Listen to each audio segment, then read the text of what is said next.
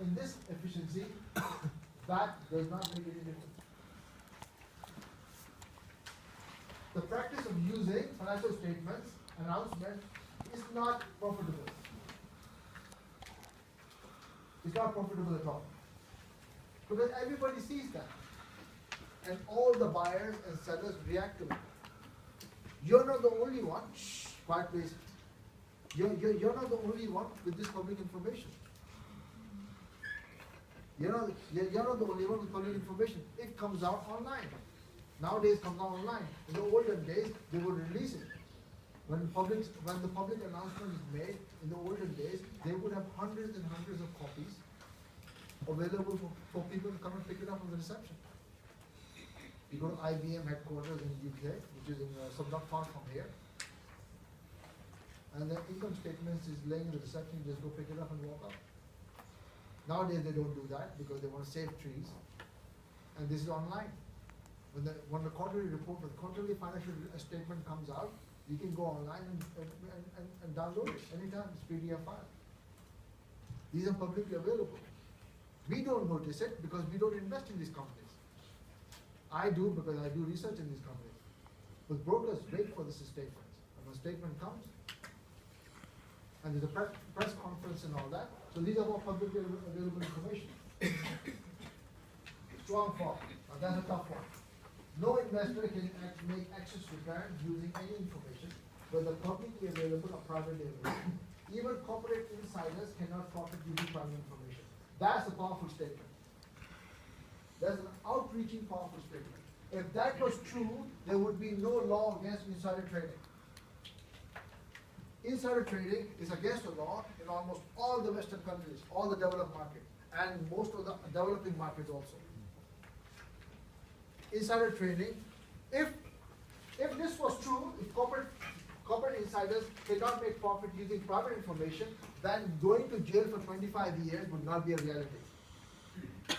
For going to jail for 5 years would not be against the law, because nobody would be doing it. Nobody would be doing that. But insider trading does happen.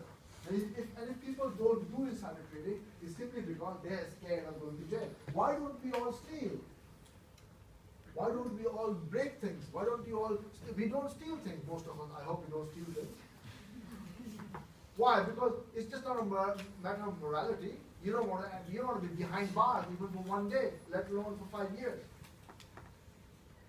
A lot of the CEOs, a lot of the managers have a lot of confidential information about the companies before it's released.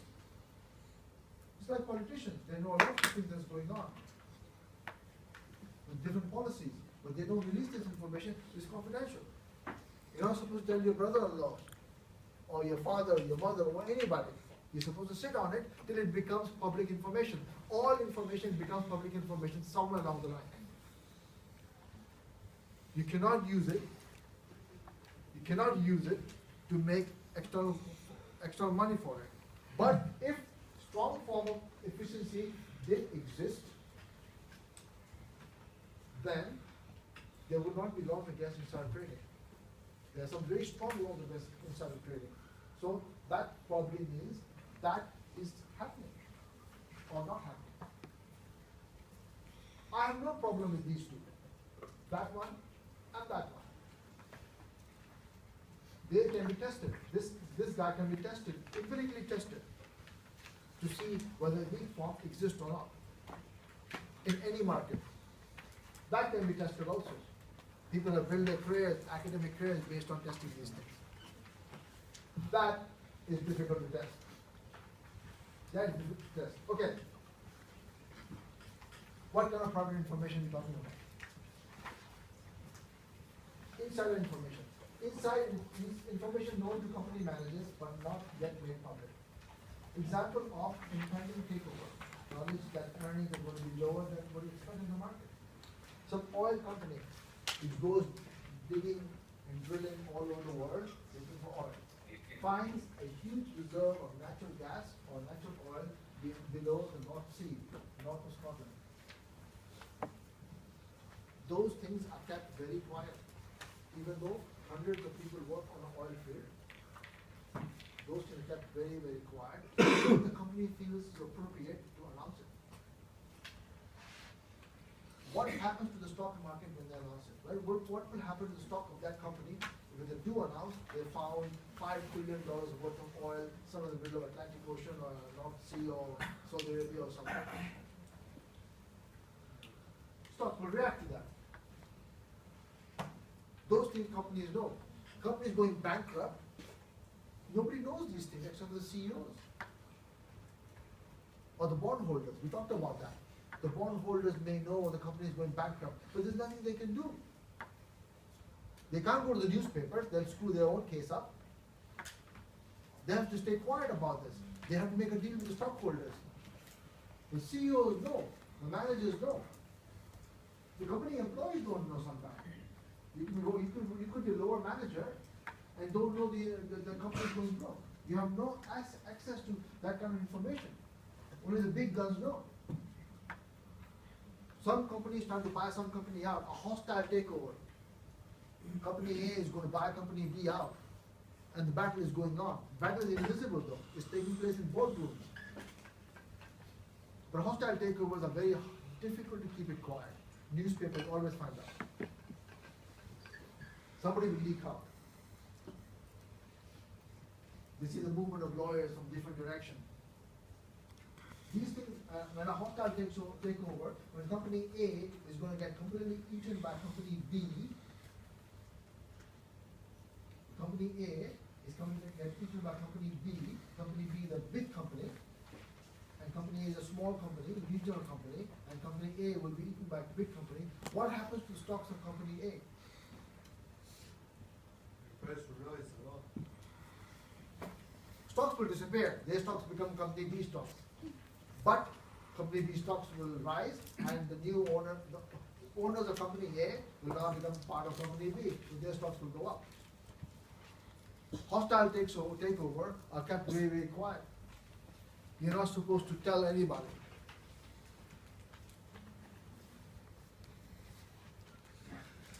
A private assessment based on public information. An analysis report based on public accounting statement. People use this a lot. See, you can look at an accounting statement or you can look at a financial statement. You will not make much sense out of it. You may be able to understand profit per share or earnings per share and think, oh, this is not bad. These guys are making millions per share, millions per quarter or something, But if you look at the whole history, these things are very, very complex. So analyst, one day you will be analyst, some of you will be analysts, some of you will get out, maybe get a city internship that I sent you about. Do look into that website that I sent you and see what's going on. Because there's a jobs, city internships available in London, New York, and other places. So in 5 years' time, 4 years' time, you could be senior analyst for some company, Deloitte or McKinsey or something. And one of your jobs will be, you'll be picking up financial statement, quarterly financial statement, or accounting statement of other companies, and doing an analysis of that, for your own company. Now that's confidential. What your assessment is. You're not going to stand there and say, oh, we've done this analysis for this company, everybody has that. No, it's not like writing an academic paper, it's published in a journal, everybody can read it. These companies do their own analysis for other companies for themselves. It's very confidentially done and done very thoroughly, very efficiently. They understand what's going on. They understand what's going on. Now, if you get a hold of that, analysis report based on public accounting information, your analysis of this publicly accounting statement available may be different from what this professional has done. But even with that, you should not be able to make any extra money. So basically, all three guys are saying, can't make money, can't make money, can't make money. What's the story then? So why do we even play the stock market? All three forms of efficiency imply that investors trading on respective information set should be unable to realize average return above the normal rate. And here's the big word. What is the normal rate?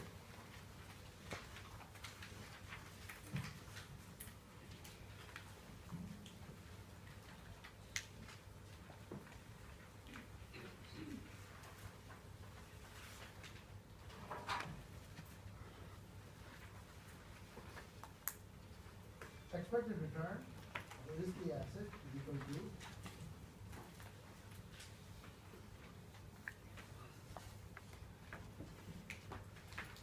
CAPM. Right? That's the normal rate.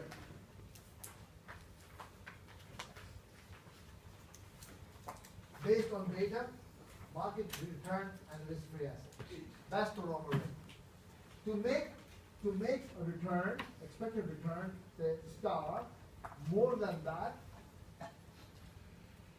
they say, based on the efficient market, that should not be possible. To make abnormal return above the normal rate, anything that's not normal is abnormal. I could be normal, this guy could be abnormal. Are you abnormal? He says he's normal. Stand up, let's see what a normal guy looks like. Who's normal in this world? So anything above abnormal return, you should not be able to make above the normal return. And what is normal return? Is the one that is usually rate of return based on standard CAPM. This should be what you should be expected, because this is the risk of this asset. Based on this risk, we have this two factors, and your expected return should be that. If you expect above that, because of the three efficient, weak, strong, semi-strong, should not be happening.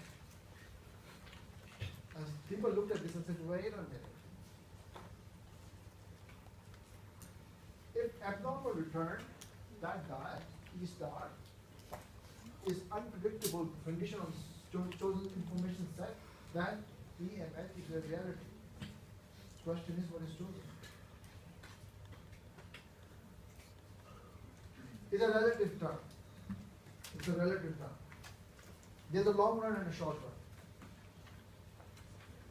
There's a long run and a short run. What is the difference between a long run and a short run?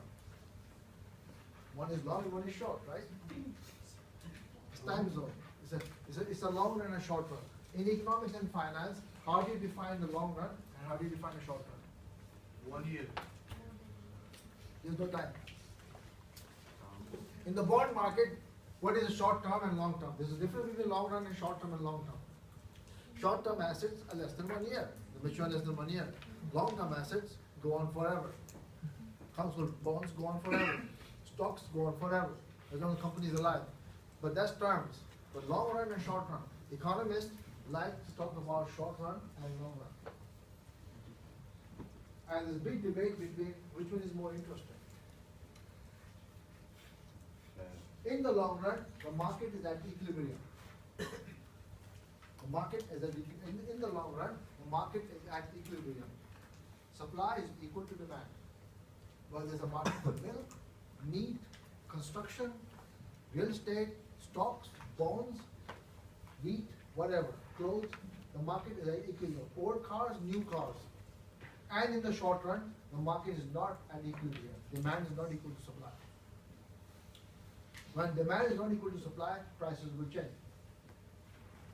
Simple economics. When demand is not equal to supply, prices will change. Too much supply, price has to fall.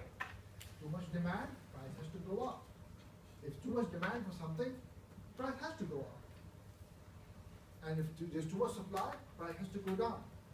Now, John Maynard Keynes and economists have always argued about which is more interesting, long run or short run.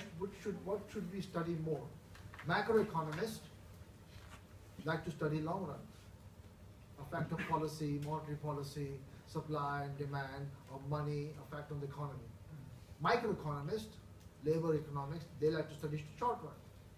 So John Maynard Keynes was asked, he's an economist who died a long time ago, which one is more interesting? He said in the long run, everybody's dead. All the fun is in the short run. The long run, he said, is like a train. And the short run is each car. Each car, each bogie is the short run. If you remove one in the middle, then you got a problem. Short runs put together make the long run. But the main definition in the long run, market at equilibrium, but in the short run, where the real action is, when there is no equilibrium. Now, in some market, such as the oil market, or the gold market, or the milk market, or the meat market, short run can be quite long. because it takes time for market to adjust. Because you have to produce these things. Wool has to be produced. Milk has to be produced. House has to be built. But in the financial market, short run, long run, short run can be very short. The market can reach equilibrium quite fast. So what these guys, Grossman and Stiglitz did, 1980 or something like that, according to their paradox, they say, listen, people will not play the game unless they can make abnormal return. 7.2 billion people in this world, millions play the stock market all over the world. Millions play stock market. Millions will not play. The turnaround rate or the volume of trade in the stock market is in trillions each day. Trillions. If you include every market out there. He said people will not play all that unless this is possible. Everybody is not going to be happy with this. That is true. This is true. The equation they agree with, but this has to be possible at least in the short run. At least in the short run, deviation of prices from normal return has to happen. In other words, it must be possible to earn a normal return in short run, otherwise no one will invest. And their answer is based on what? They agree information makes, prices have all the information. That is true. Prices have all the information. But the question is, when the new information comes in, at that time, how quickly does it adjust? And to them, the speed of adjustment is not that fast. And that creates the difference or the friction between price and creates a gap in demand and supply. And price moves away from that price. And you can make a normal return in the short run. In the long run, it's not possible. In the long run, market does reach equilibrium. And demand is equal to supply, and normal return and abnormal return are equal to each other. But in the short run, because of the difference in demand and supply, and because information is not adjusted quickly enough, that creates a gap between the price required by the guys who want to buy and the price offered by the seller. The gap in the price creates a chance to make abnormal return. And that is then possible. And because of that, investors stay. Majority of the investors want that for the stock market. They are not for that. Majority want low tax and quick money. Capital gains, low tax, and quick money. Which investor doesn't want that? Low tax. Stocks, you don't buy to live. Stocks, you don't buy to eat. Stocks, you buy for invest. Bonds, you buy for long-term investment. Stocks are short-term investment. You buy today, make money tomorrow. And because of that, it has to happen. Gathering information is costly. What does that mean? Gathering information is costly. How does that have an effect? Gathering information is costly. How does it have an effect? Information is released, that part. Right? It comes out. Nobody's going to knock on your door and say, oh, by the way, information has been released and this is it. Nobody's going to call you up and say, guess what? Information has been released and this is it. You have to go find this information. Olden days, before the days of internet and all that, you actually had to go and pick up a copy of this, or call up your broker. That's why you hired a broker, so he can keep up with the information. You don't have time. Or you waited for the mail to arrive, the postman delivers you the latest copy of the accounting statement or financial statement of IBM. You can't have all the company statement in your house. Your house won't have any space to live. And today also, in internet, how many of us sit down 1st of March and 1st of July and download and print out these copies? We don't do that. Information is available, but gathering information is costly. That's why we ask brokers to do these things. And because of that, adjustment of the information into the stock price is slower than pharma is saying. That's what these guys said. Grossman and Stiglitz. The farmer's theory makes sense, but the speed is different. And because of lack of speed in the adjustment part, it's very possible to make abnormal returns in the short run. Otherwise, nobody would be invested. Nobody would be invested. Random walk and efficient market hypothesis. Stock prices are said to follow random walk. That means stock prices changes are random or unpredictable. Question is, why are prices changes random? Why can't we predict? Why can't you tell me what the British Airlines stock is going to be at 1 o'clock in 30 minutes? Why can't you tell me what the British Airlines stock is going to be tomorrow at 9 o'clock when the market opens? Note the British Airlines stock today at 4 o'clock when the market shuts. And see tomorrow morning what price did the market open. It's going to be a different price. And you can't predict whether it will be up or down. And if it's up by how much, it's down by how much.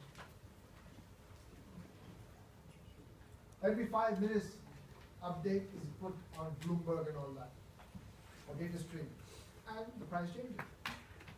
Game is, why are price changes random? Price reacts to information, we know that. Price, they react to information. Price reacts to information about dividend or anything, and price reacts to information. Information, the flow of information is random. And that's where it is. The flow of information is random. We don't know when the information will come. We don't know what information will come. How big, how small, and when. And what effect will it have. Now these guys say, they agree, information is random. It will come at any time. The difference between these guys and pharma is, they are saying this information takes time to adjust. Our prices take time to adjust to information. Simply because gathering information is costly. But the fact remains, the flow of information is random. Therefore, price changes are random. If price change were not random, then consistent profit would be made. And because of that, consistent profit cannot be made. So these guys are basically saying what? In the short run, you can make abnormal return, but not, what's the word I'm looking for? In the short run, you can make abnormal return, but not consistently. What? But not consistently. You cannot make it consistently. You cannot do it day by day. You cannot make a normal return under the same conditions every time, or from the same stock every time. It is not possible. Even making abnormal return is then random.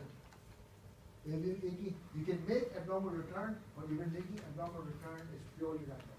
Because information is coming randomly, you don't know when, how big, from where, and adjustment of the information is slow, not fast, slow. And because of that, you make abnormal return. But because information is random, abnormal return is random. Because prices are moving randomly. If prices were not random, then consistent profit could be made. Price change do not have a pattern. They agree with that. Price change do not have a pattern. Any questions? Can you say something?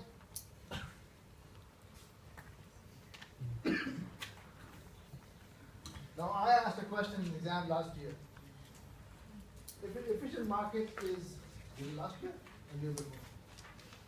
If efficient market is a reality, if the theory of efficient market holds, why do we need portfolio managers then?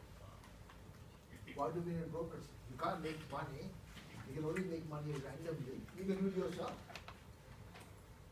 If your brokers cannot get you money consistently, what's the point?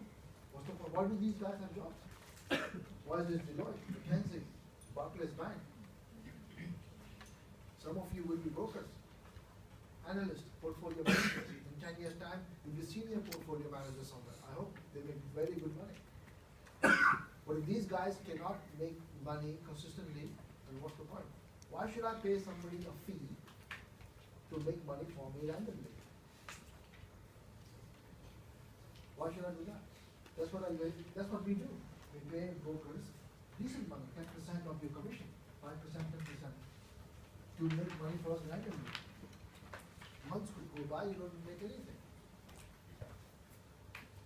Long-term investors don't care. They put their money into stocks and forget all about it. Goes up, goes down, unless it disappears, they don't care. Bond holders don't care. They have the money, they put the money for 10 years, 15 years, 20 years to pay for the children's education when they're older, or daughter's wedding or whatever. But guys who are playing this game,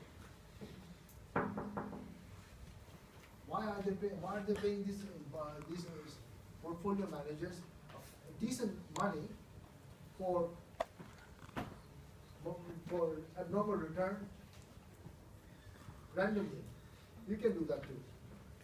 So my question was, do portfolio managers have a function if efficient market holds? And the answer is yes. Because these guys, they identify mispriced stocks. They're the one who can, if you remember the graph,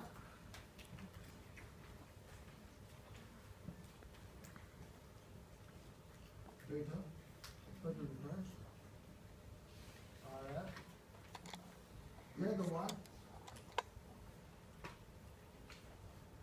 A, B, C. They're the one who can identify what B and C are. For off the line, they're the one with the same risk giving you higher return or less return. They're the one, those are the guys giving you abnormal return. That guy is giving you abnormal return. Number C. But how long is he going to stay up there? That's what the game is. This is what Grossman and Stiglitz theory says. Because information is quick to come, random to come, randomly comes in, quick to come in, but how quickly do investors absorb that? Because collecting information is expensive.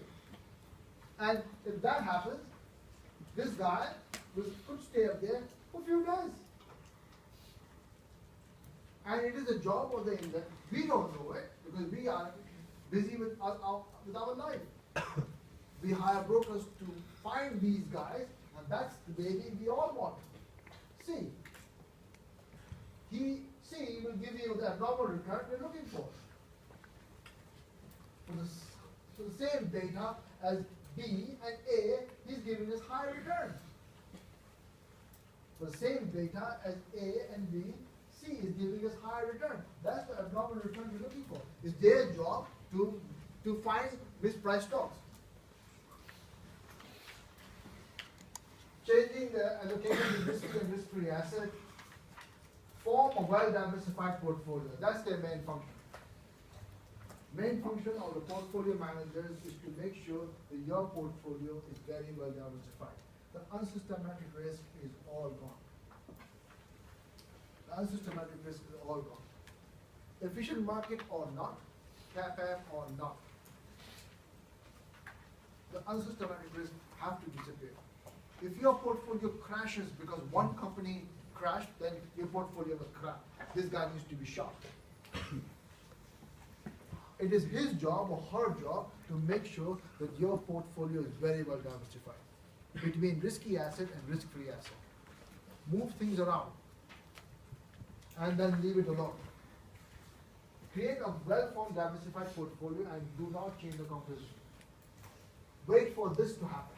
Wait for this number C to happen. And that's what they keep an eye on. And of course, this portfolio, well-diversified portfolio, not only depends upon diversifying portfolio based on risky asset and non-risky asset, between systematic risk and non-systematic risk, it also depends upon the investor. Everybody walks in with a different agenda. We all want to make money. We all do want to make money. That's why we get educated, so we can have a good salary, good income, we can live comfortably. The future families you will have, they can live comfortably. It's not just gaining knowledge, it's also getting a piece of paper that says you have a degree from Southampton. We all investors want to make a return, but all investors are different. Why? Why am I a different investor from this lady and this guy? Why is she different? What? Risk aversion. Risk aversion. We are different risk oriented. Different tax bracket.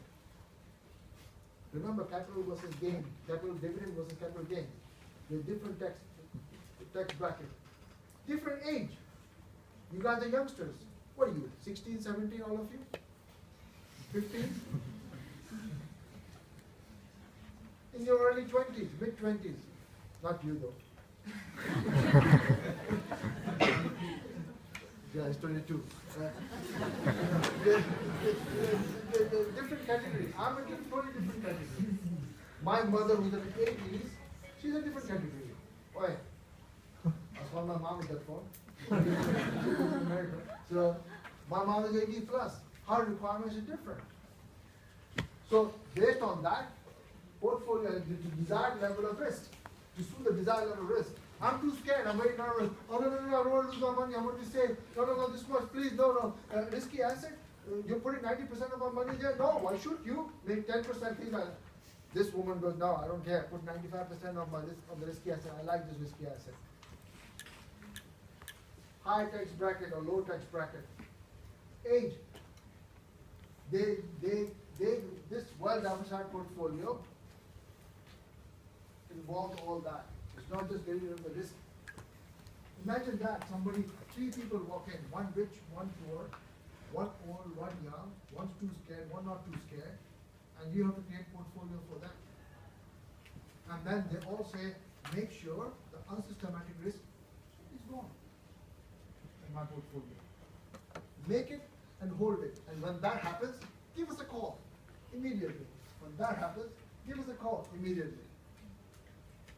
Old guy who's also very scared, young guy who's very rich and not that risk averse. Third person, different tax bracket, different scale. You have to create 3 different portfolios for those 3 different people. And they all want a well-diversified portfolio.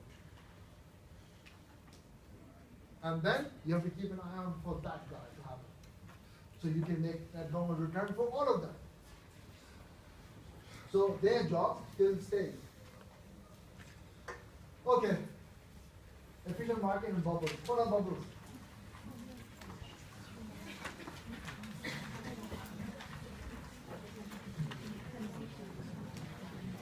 What are bubbles?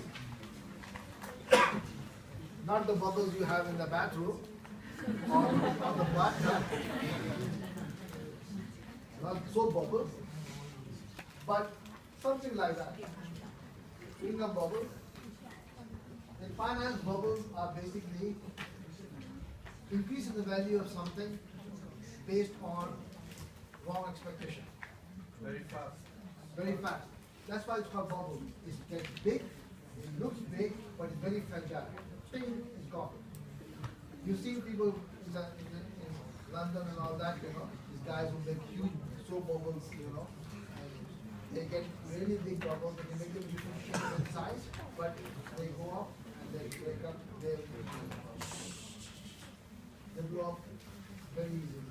That's why the word bubbles are used. They get big very quickly, but they're very fragile. Now why do it happen? EAMH says the prices are always at levels by their underlying fundamental value. What's that? Prices are always equal to their underlying fundamental value. That's in the long run. Yes, but what does that mean? I just talked about that. It's still there on the whiteboard.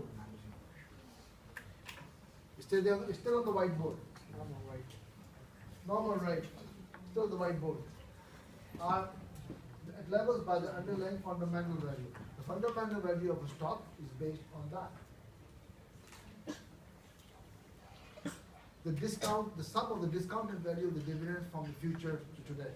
That P naught is the underlying value. And what do we look? What is that? That turns out to be that, and that turns out to be position A. B and C are not the underlying value. The price of C is higher than it should be. So he's saying what? However, okay, what is the biggest evidence against efficient market hypothesis? Bubbles. Pardon? Bubbles. Bubbles and something else. Something we went through for 4 years. Crisis. Financial crisis. Financial crisis is the first significant of any financial crisis is the evidence that the efficient market does not hold. Because these financial crises can stick around for 3, 4, 5 years, 6 years. In some countries, in Greece and Portugal and Spain, it's still going on. This is the first sign efficient market does not hold. So, many episodes in financial history suggest during some period, asset prices move out of step with the underlying fundamental value. That means that value or this position or the position becomes consistent, not just a few days or few weeks, but for months and years. Price bubbles are what? When the price goes up or goes down? Goes up. Price bubbles are created because of friction that puts the demand for something much higher than supply. Price only increases when demand exceeds supply. Think of you going to Sainsbury's or Asda and there's a long line to buy milk. Every supermarket. Every supermarket. Simple thing as a milk and bread. And there's a long line. There's 1,000 people standing in front of you to buy milk. You think the price of milk is not going to go up? Price of bread is not going to go up? All those countries that are devastated by war or earthquake and all that, there's a long line for basic stuff. Whenever demand is very high compared to supply, price will always rise. We will fight among ourselves to get the price up so suppliers can charge more. And that was price bubbles too. Bubbles are artificially created situation on wrong estimation or expectation of the future, and prices go up and stay up till the bubble busts. Housing market. Financial bubbles and crashes indicate the financial market are inefficient. That should, by financial efficient market applications, that should not be happening. Not consistently. And financial crises are not something unique. They happen all the time. In my lifetime, I've seen several financial crises. And the one when I was a PhD student in the late 80s, the crisis of 88 to 92. First financial crisis and then recession. The Asian crisis of 97, 98. We devastated the economy of Taiwan, Malaysia, Indonesia, Philippines, Thailand. The 5 tigers were made into kittens. And this crisis that started in 2007 and started. Current banking crisis was due to the bust of the price bubble in the U.S. state agent market in 2007. The housing market in the U.S. got so big. Prices from 97 to 2006 rose about 85%. In 10, 11 years, the prices of the housing market rose about 85%.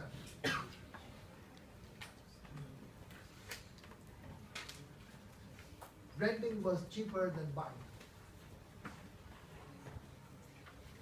Less costly. Most of us rent because we can't afford to buy something. The renting was because demand for housing was so high. The same things, and when the bubble busted, what happened? Anybody know? When the bubble busted in June, July 2007. Buying became less expensive. People could not give back the loan. People took mortgages, and banks were giving out mortgages left, right, and center because there was such high demand for housing. Banks were just giving out left, right, and center for loans. Suddenly, people couldn't give back the loans. Minifair and Minimare, the 2 big loan companies in the U.S., crashed.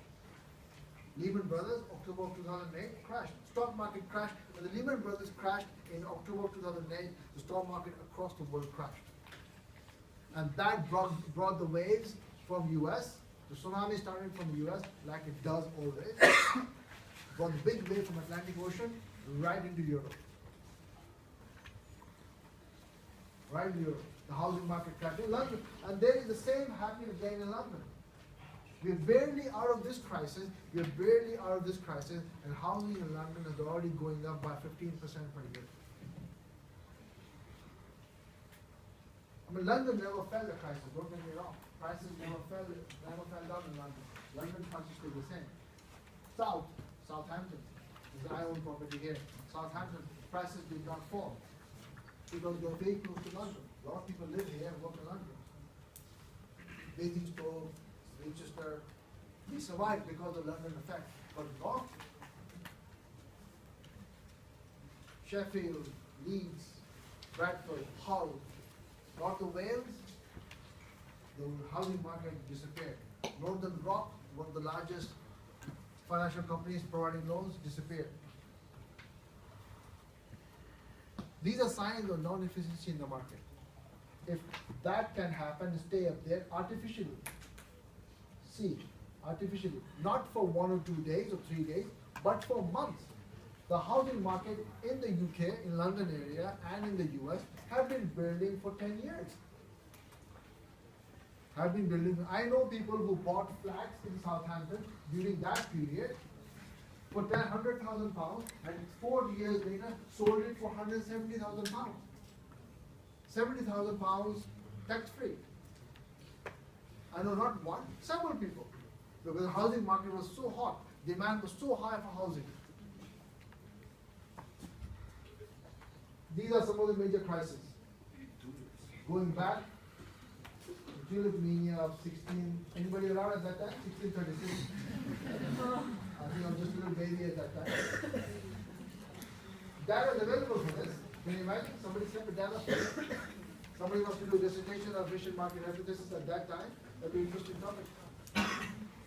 The Great Depression 1930s was the farming industry of the US and because in those days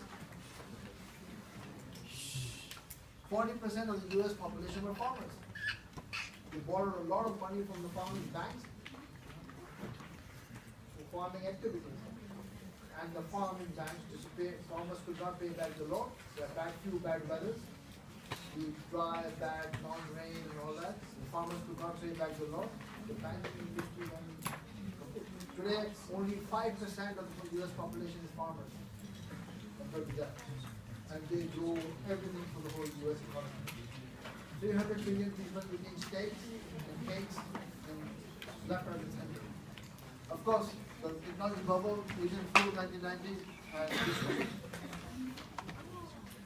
Okay, next week.